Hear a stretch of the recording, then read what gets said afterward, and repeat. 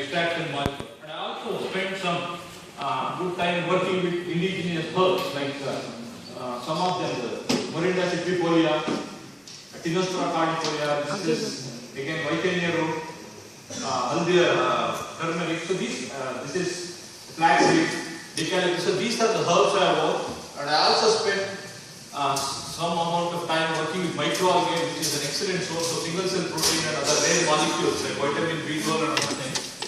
What I did in the last 1 decade is I tried to understand some of the mechanisms, starting from a simple radical scavenging using a test tube model, and we all went to the toxicology model, and now some clinical studies are underway. So these are some of the range of activities my study: hepatoprotective, antiproliferative, radioprotective. So these are the way received. For these problems, it is difficult to use synthetic molecule because these are long-term for treatment. Being a chronic, it is very difficult to dump our body with the chemical toxins. So natural products may offer a better benefit. So in this direction I have illustrated, and all these were authenticated by these publications. These are some of the publications where I published all this information. And then, as I told, as we move along from classical pharmacology, showing the benefit of whole plant extract, using a haldi powder will provide relief from the pain or inflammatory. That's fine, but nowadays the classical explanation of classical pharmacology will not show. So then what I did was, last 5 to 6 years, my research is mainly focused on understanding the molecular mechanism. So some of these are some of the examples, selected ones like terpenoids and some of the monoterpenes, sterols, epigenins. There is a flavonoid which is abundantly found. What I did was I started working on the mechanism, mainly by using genomic and proteomic skills. So I elucidated the mechanism of inducing programmed cell death through induction of various genes. Anti-inflammatory. Apart from this, like, as I told, my major work was focused on proliferation inhibition and those which are associated with cancer. And by accident, when I was working with one of the natural molecules from watermelon, I also PDA5 inhibition, which can be used for smooth muscle relaxation. These are some of the work I did, and these are the publication out of that. And today I will just share a small research paper which I worked on berberine, which is a natural dye which was used in ancient period as a natural dye. Even today, I read that it is being used in dyeing silk and wool in northern part of India, but we get more than 200 supplements which are marketed globally, which contain mainly berberine as the major constituent. And since it's the chemistry says that it is an alkaloid, we have a general notion all the alkaloids are toxic to human or any living organism. But when we went behind its ancient use, it was used as a just antimicrobial, inflammatory, metabolic. So this was the major use they reported. Then, you have 2 minutes only. yeah. So what I did was I did a mechanism study on colon cancer cell using SW480. It showed a proliferation inhibition. At the same time, on the normal cells, the 4 times of the dose was found to be non-toxic.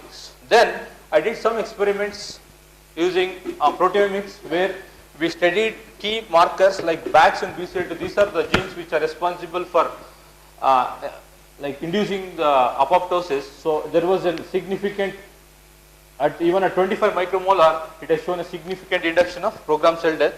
Then followed by the other mechanism which involve caspase 8, which is extrinsic route of apoptosis. It has shown a significant induction of this caspase 8 by cleaving these major products.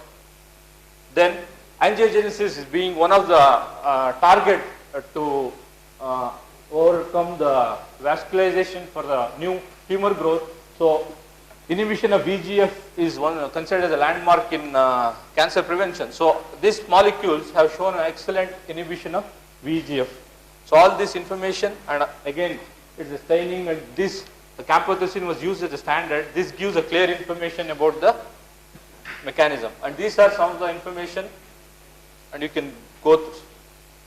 So what I did was, like, next 1 or 2 minutes I'll just outline this. The Tinospora cardifolia, which we use, most of us use it for many purposes.